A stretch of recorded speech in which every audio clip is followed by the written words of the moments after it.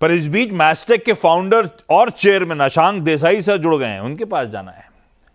Ashank sir, good afternoon, thank you so much जुड़ने के लिए। और अशांक सर से रिक्वेस्ट इसलिए करी थी कि 10 नहीं, 20 नहीं, 30 नहीं, 40 साल से ज़्यादा, 4 दशकों से ज़्यादा का अनुभव, आईटी के वेटरन हैं आपकी स्क्रीन्स पे, और जिसकी अपन हमेशा चर्चा करते हैं नैस्कॉम, उसके फाउंडर मेंबर भी रह चुके हैं और एक्स चेयरमैन भी।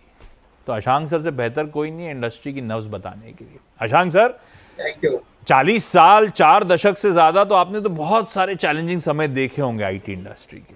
हाँ, अभी अपने लिए एक नया सरदर्द आ गया है, ये ट्रम्प साहब जब से व्हाइट हाउस में लौट के आए हैं, समझ नहीं आ रहा, ग्लोबली ट्रेड के लिए सरदर्द, I am sure America Inc के लिए सरदर्द। कितना चैलेंजिंग समय अपनी आईटी इंडस्ट्री के लिए ये है जब ट्रम्प साहब लौट के आए, जब से ये मूड माहौल थोड़ा सा बिगड़ा है, कितनी दिक्कत बढ़ी है? देखिए, आपने जैसे बात की, 40 बरस का जो आईटी इंडस्ट्री का लाइफ है अभी इंडिया, उसमें हर एक 5-10 साल में नए नए इश्यूज आए हैं इंडियन आईटी इंडस्ट्री के देखने के लिए। और अभी जो आए हैं वो अलग तरीके के हैं। बात सच है कि हमें ऐसी अनसर्टेनिटी जो देखी है अभी पहले देखी नहीं थी पॉलिटिकल लेवल पे, in terms of changes to be done. और जो टेक्नोलॉजी का भी स्पीड है वो एआई और डेटा में फास्टर है। तो ये बात सच है कि चेंजेस की जो स्पीड है और अनसर्टेनिटी है दोनों बढ़ गई है, ये बात सच है।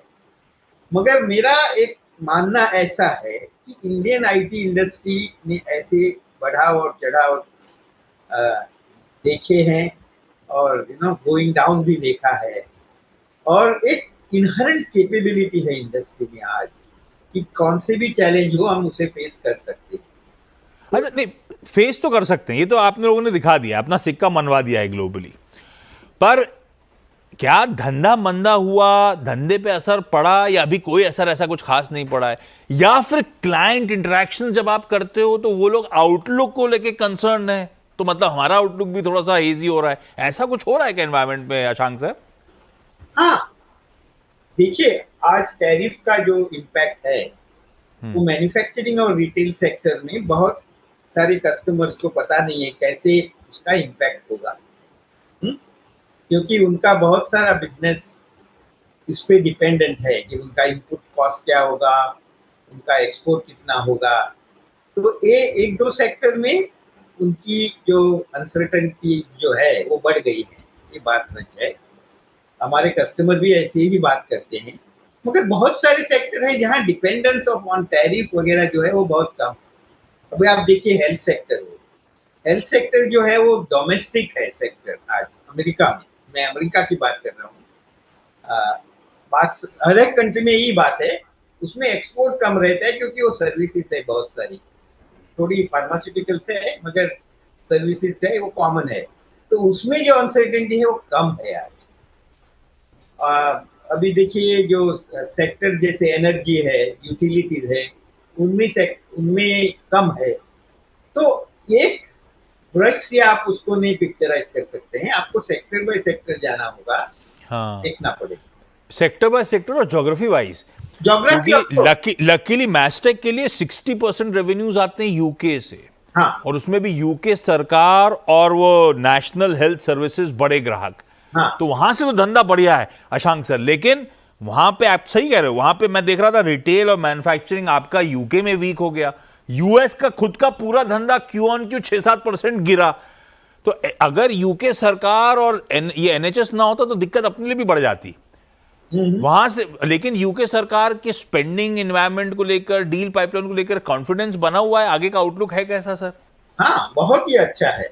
आज हमने देखा है कि लेबर गवर्नमेंट में आके एक बात कही है कि हमें एनएचएस को रिफॉर्म करना है, एनएचएस की एफिशिएंसी इंप्रूव करना है और जो भी हमें करना है उसके लिए वो हम करेंगे।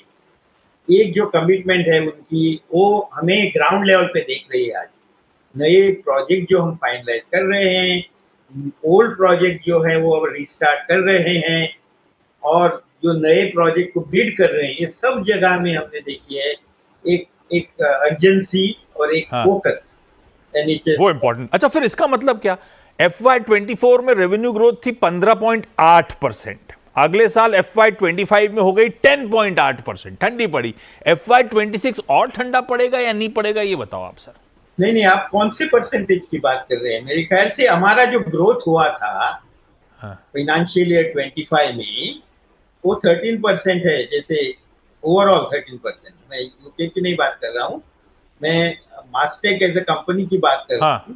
हाँ। आप उसको जो अच्छा, 13% चलिए, पिछले साल 13% हुई थी। इस साल FY26 के एंड में 13 से बेटर कर पाएंगे या ठंडा ठंडा हो रहा होगा और ग्रोथ? नहीं, देखिए मास्टेक का जो एक हिस्ट्री आप देखेंगे, 5 बरस का आप डेटा देखिए लास्ट, हाँ। Mastek has done better than the industry.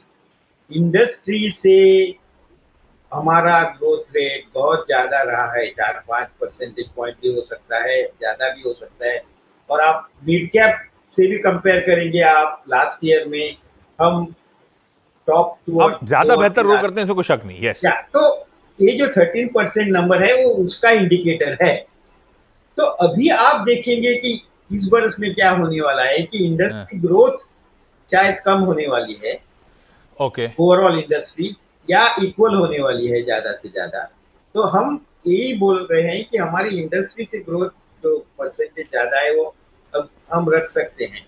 अब एग्जैक्ट नंबर बात नहीं कर रहे हैं, और क्या हम लेकिन इंडस्ट्री को आउट परफॉर्म करेंगे। हम इंडस्ट्री को आउटपरफॉर्म करने का हमारा आउटलुक है, वो हम आज भी रखते हैं। अच्छा, आज तो नहीं, लेकिन अशांक सर 82 से मैस्टेक से जुड़े हुए हैं, है ना? और अगले साल हो जाएगा 75th बर्थडे सर का, आए diamond jubilee. Ashank sir, grand celebrations होने, आप सोच के रखना हम लोग को आपके पास आना है या आप भिजवा दोगे पार्टी का सामान, वो आप डिसाइड करके रखना। अगली बार जब मिलेंगे तब वो आपसे पूछूंगा। Ashank sir, thank you so much हाथ जोड़ने के लिए। थोड़ा सा ब्रेक, एक साल बाकी है। ब्रेक के उस पार एक क्विक मार्केट